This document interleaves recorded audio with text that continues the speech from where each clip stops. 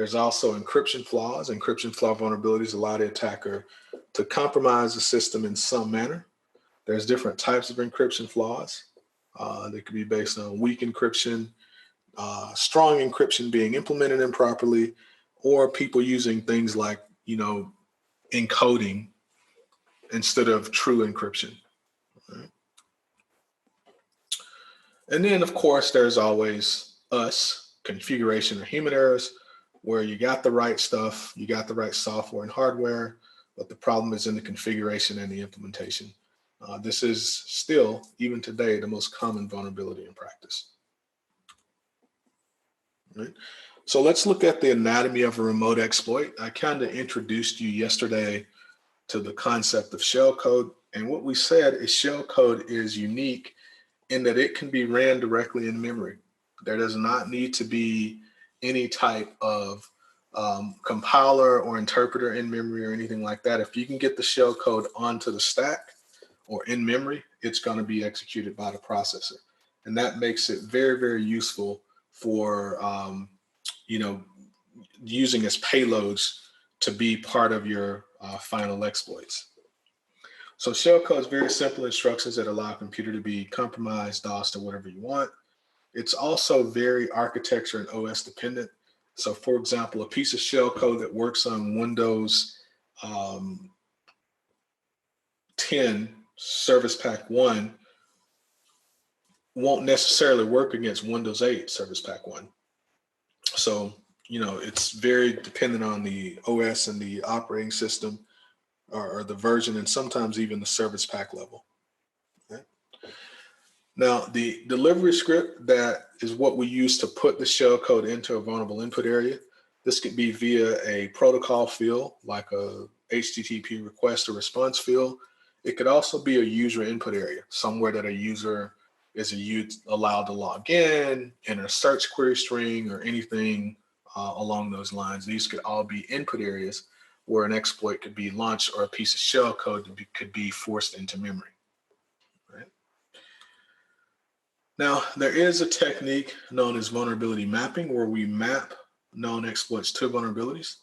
Vulnerability mapping is essentially what you saw me do when I scanned, found the service, found the version, and I went out and looked for vulnerabilities related to that version and eventually found an exploit. That's essentially what vulnerability mapping is.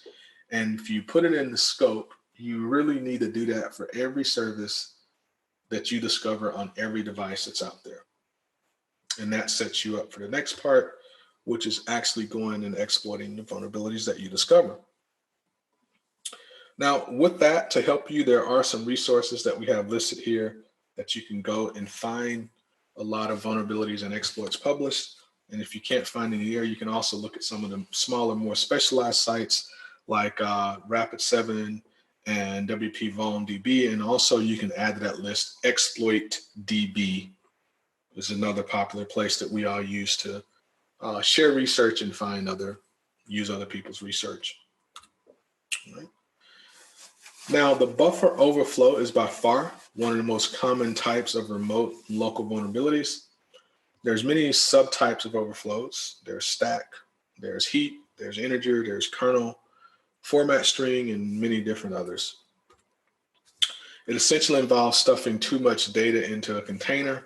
When you run a program in memory, that program has its own virtual stack. It's only a certain amount of memory allocated for the program as a whole, and there's a certain amount of memory allocated for different parts of that program. So a buffer overflow occurs when you put something in one of those containers. Let's say is allocated for a certain amount, 15 bytes of space, and you put more than 15 bytes in there. If that 15 bytes is too much and it overflows that container, it ends up spilling into the container next to that container, which is where the overflow part happens. So now you're overriding something in a container that was there before with your something, specifically your shellcode, and with the hope that when that piece of memory gets executed, instead of what was there initially getting executed, your actual shellcode will get executed. And that isn't a successful buffer overflow. There are some countermeasures to buffer overflows: better coding, disable unused services, and also apply vendor patches, filter traffic at the firewall, run software and users in least privilege mode. Basically, stuff that we've been saying for the last 20 years. These are still the top and the best countermeasures for these things being a problem. Now, the most common type of overflow is a stack overflow. It's behind a lot of high-profile exploits that have happened in the last 20 years. If you want to historically go back, you can go and read the paper "Smashing the Stack for Fun and Profit," written by LF1 back when basically we all read Frack magazine, which was an online only text only magazine for hackers, right? And it's all archived, so you can find it on the internet. Now, normal stack utilization, right? So assuming that some of you have never, ever programmed anything, let's say you never even done hello world, right? So let me make this real basic. This is a piece of C code. And what's happening here is, if you can imagine, a program is running, and somewhere in that program is allowing you to enter, let's say, a username. And in the code, it's restricting you to 12 characters or 12 bytes of space for a username. So what happens is it prompts you for a username, and you should be able to enter one, but it should not exceed 12 bytes, because it's going to take whatever you enter. It's going to use this function. This is called the function string copy, and it's going to copy whatever you enter. It's going to use this function to copy that into a buffer. And that buffer is going to be 12 bytes, because that's what's called here and allocated, right?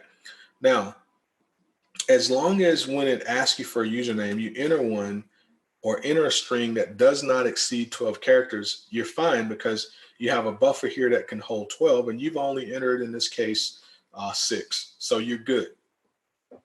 However, if you enter into that buffer more than 12 characters, in this case, we've entered 20.